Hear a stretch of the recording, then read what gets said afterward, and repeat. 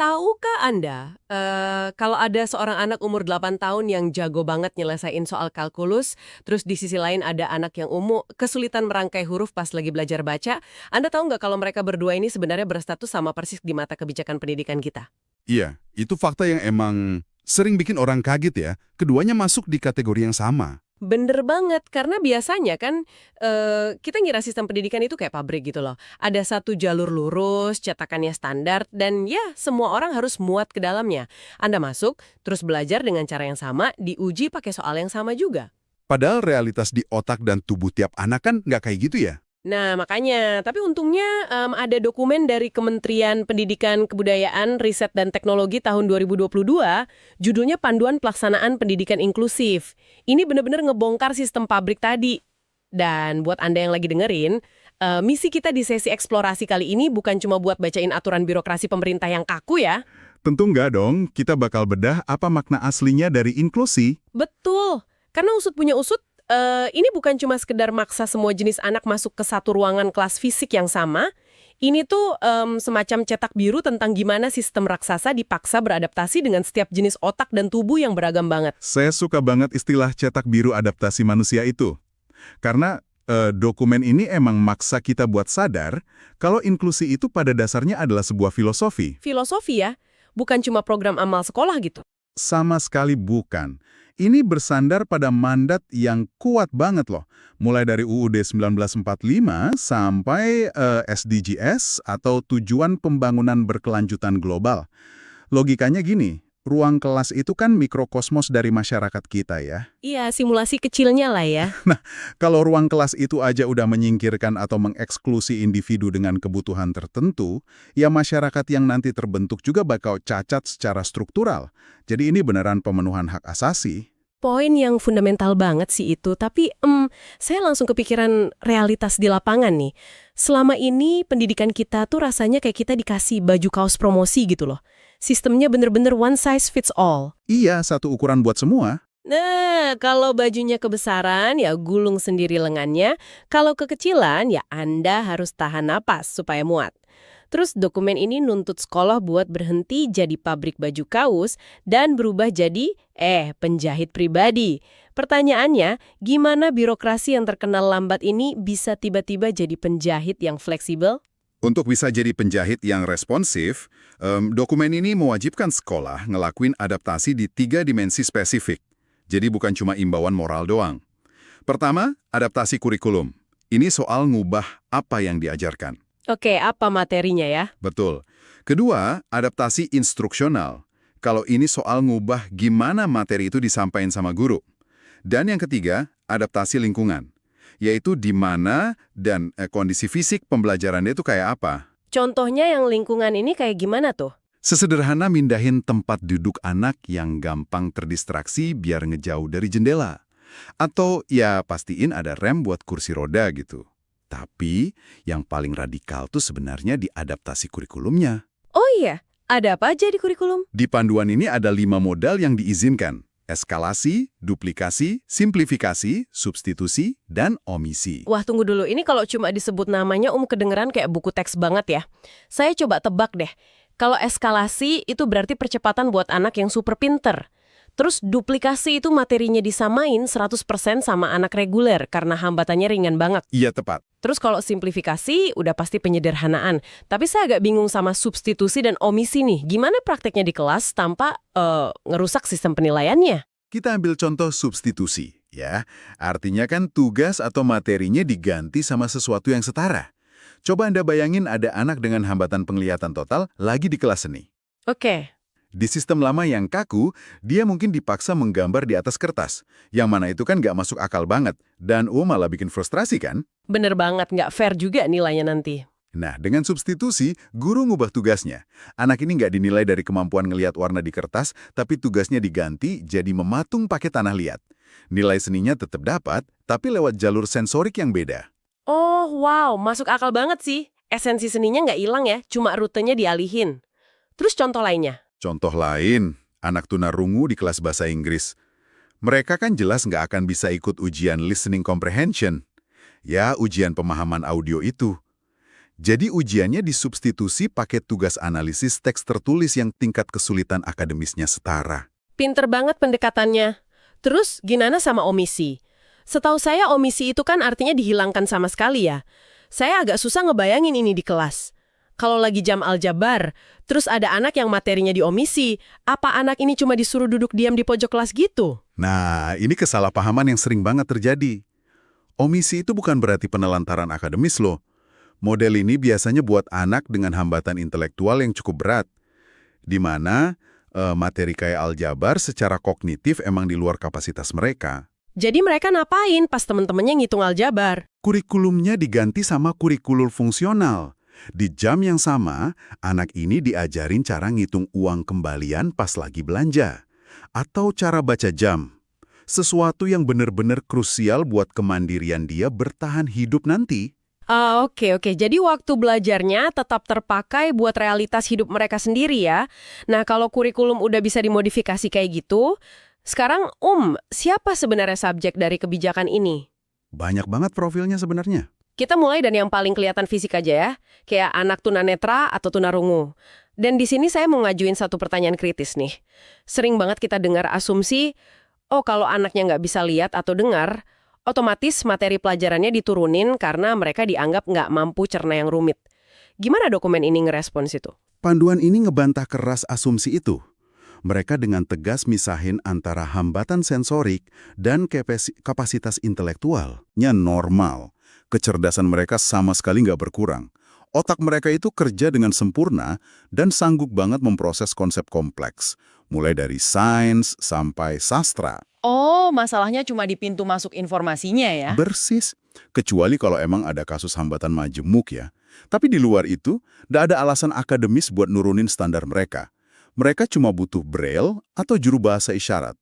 Udah, itu aja. Fakta yang sangat mencerahkan ya.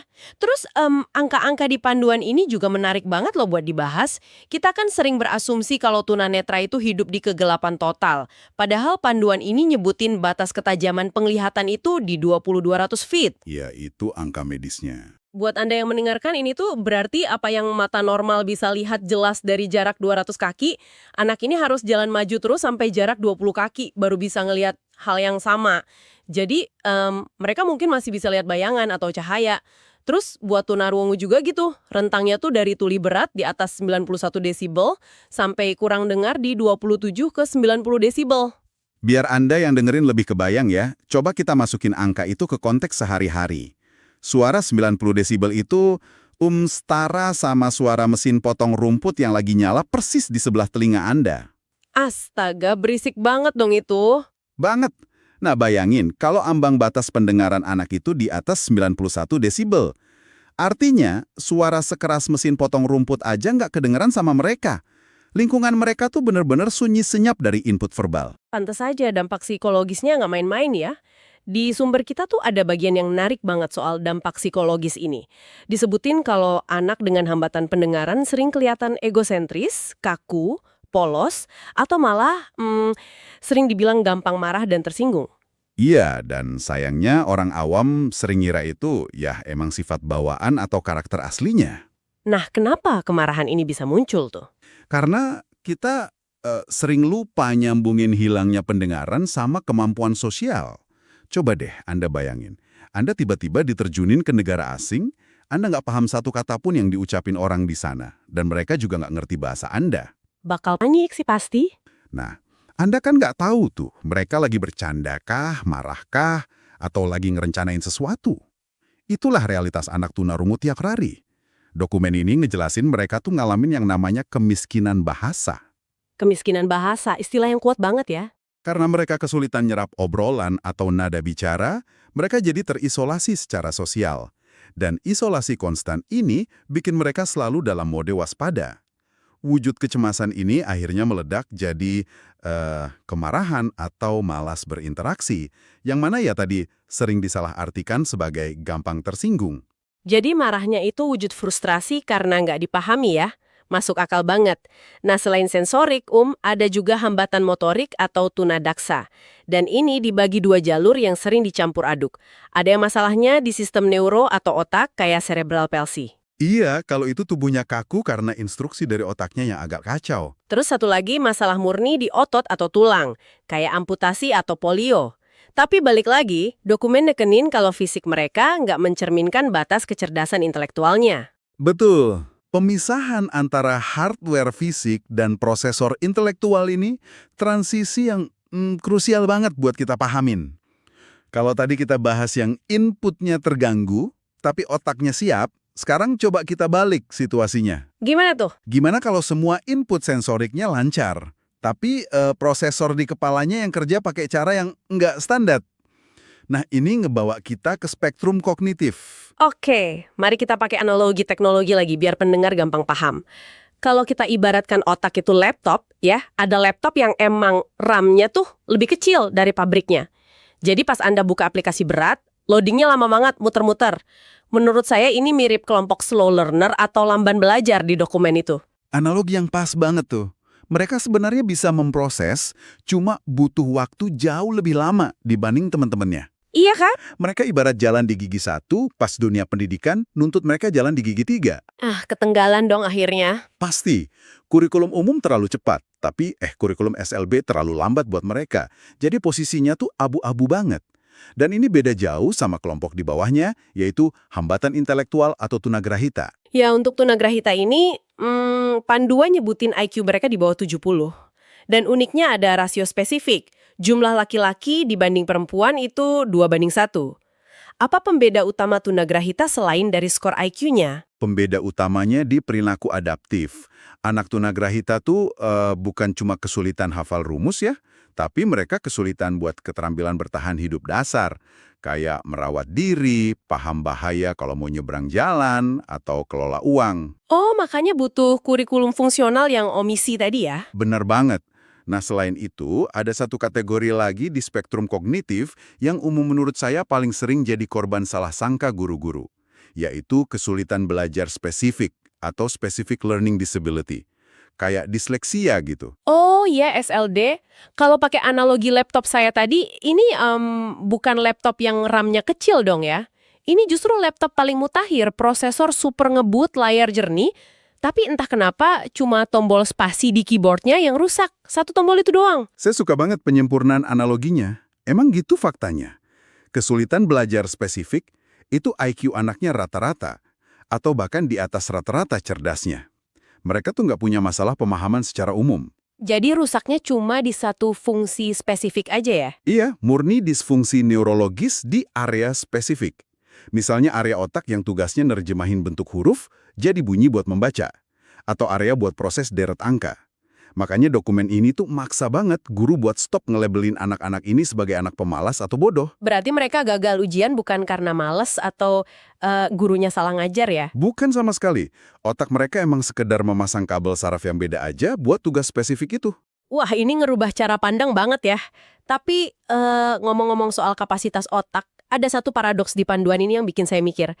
Punya anak jenius yang bisa lahap buku tebal sehari itu kan biasanya dianggap tiket emas ya buat orang tua.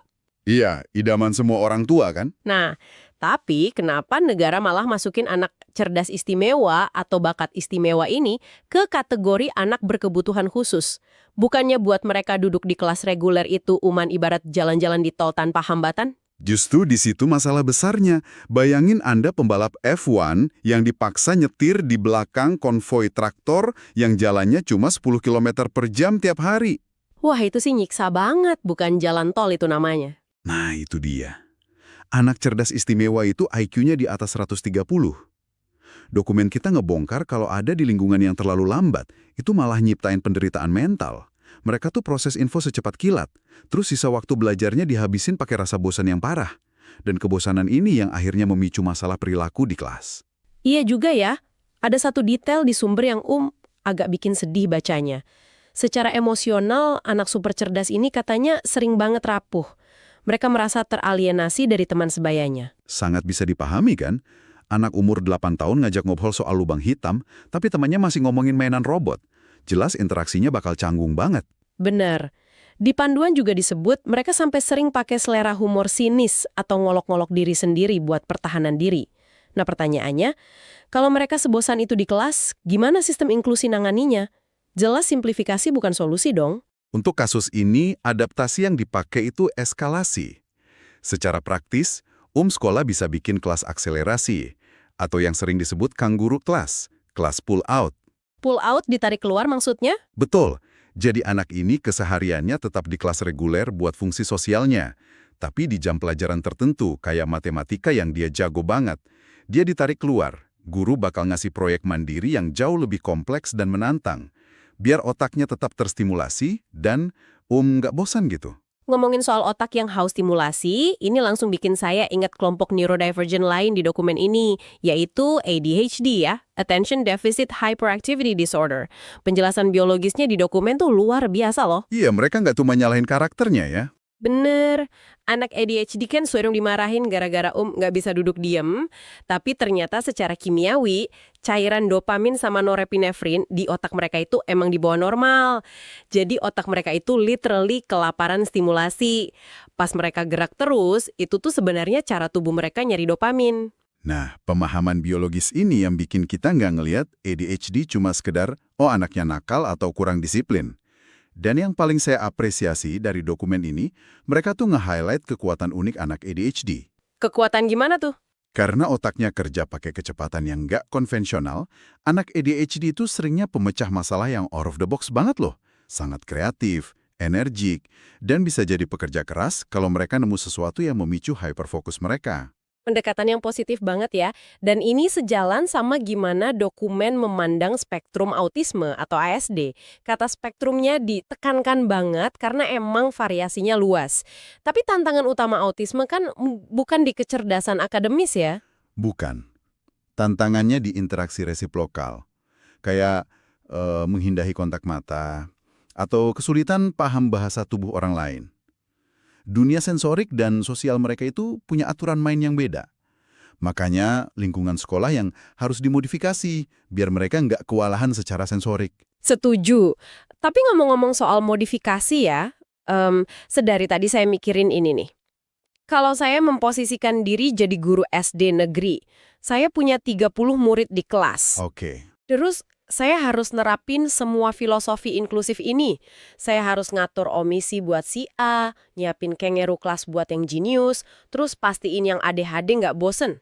Apa nggak meledak tuh kepala saya sebagai guru? Gimana birokrasi ngatur logistik yang rasanya kayak mimpi buruk ini? Tenang.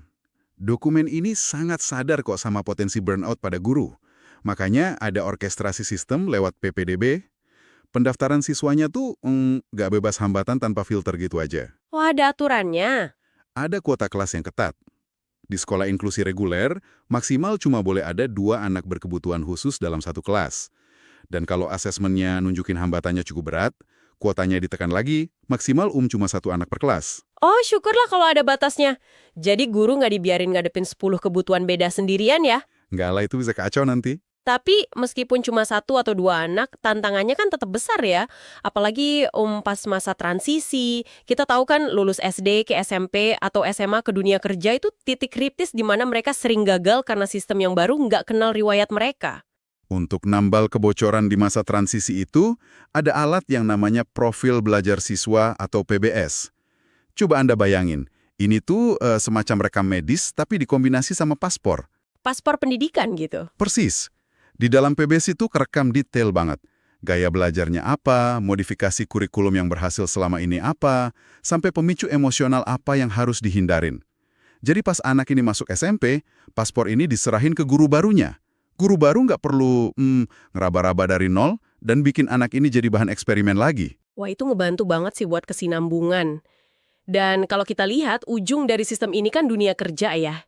Ada satu mekanisme di dokumen yang menurut saya super revolusioner, soal skema uji kompetensi. Iya, yang skema BNSP itu kan? Iya, bener. Coba Anda yang dengerin bayangin jadi HRD nih. Biasanya kalau rekrut karyawan kan minta ijazah formal. Tapi buat lulusan sekolah inklusi yang mungkin nggak lulus ujian matematika nasional, mereka bisa ikut uji kompetensi khusus pakai skema SK3PD dari BNSP. Badan Nasional Sertifikasi Profesi. Betul, jadi misal ada anak autis yang mungkin sulit komunikasi, tapi dia jenius banget di desain grafis, BNSP bakal ngeluarin sertifikat legal buat dia. Ini bener-bener maksa industri buat nilai orang dari apa yang bisa mereka lakuin, bukan apa yang mereka gagal kerjain. Setuju banget. Ini tuh ngubah belas kasihan jadi legalitas profesional. Dan kalau kita renungin semua obrolan kita hari ini, kelihatan jelas kalau paham soal inklusi itu bukan cuma tugas eksklusif guru atau orang tua berkebutuhan khusus doang. Benar. Terus apa aplikasi praktisnya buat Anda yang lagi dengerin ini? Kenapa Anda harus peduli?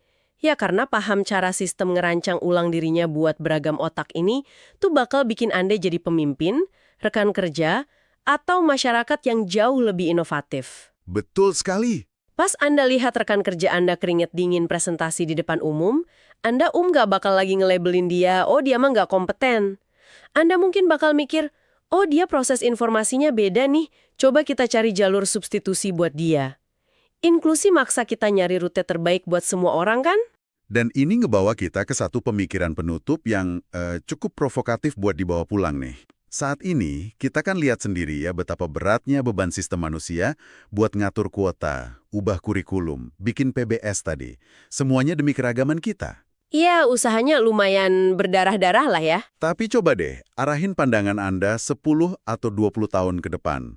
Ke era di mana artificial intelligence sama virtual reality benar-benar ngambil alih dunia kerja dan belajar. Di dunia virtual yang digerakin AI itu, algoritmanya bakal secara instan ngebaca, oh, mata Anda butuh kontras warna beda. Atau otak Anda paham teks lebih baik kalau diubah jadi simulasi 3D. Wow. Jadi maksudnya di masa depan, label kebutuhan khusus itu bisa aja hilang dengan sendirinya. Sangat mungkin. Tapi sistem AI-nya yang langsung beradaptasi secara real time sama setiap individu. Balik ke analogi kita di awal, kita nggak butuh lagi penjahit manusia yang repot-repot ngukur pakai pita meteran. Pakaian cerdasnya itu sendiri yang otomatis ngubah ukuran dan bentuknya pas nyentuh kulit Anda. Sebuah sistem yang benar-benar muat buat semua orang tanpa sisa. Merinding sih ngebayanginnya. Terima kasih ya buat Anda yang udah ikut menyelam lebih dalam mengeksplorasi sumber kita kali ini. Ini obrolan yang benar-benar maksa kita mikir ulang apa artinya menjadi berbeda. Dan semoga ini juga memperluas cara Anda mandang kapasitas orang-orang di sekitar Anda. Sampai jumpa di pembedahan materi kita selanjutnya.